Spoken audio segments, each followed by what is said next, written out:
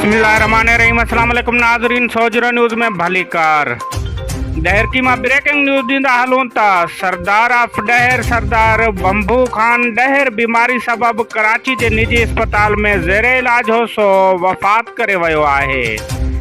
डहर की मां सोजरो न्यूज़ रिपोर्टर नौबत डहर मूजिब चीफ ऑफ डहर सरदार बंबू खान डहर बीमारी सबब कराची के निजी अस्पताल में ज़ेरे इलाज हो सो वफ़ात करे वियो आहे।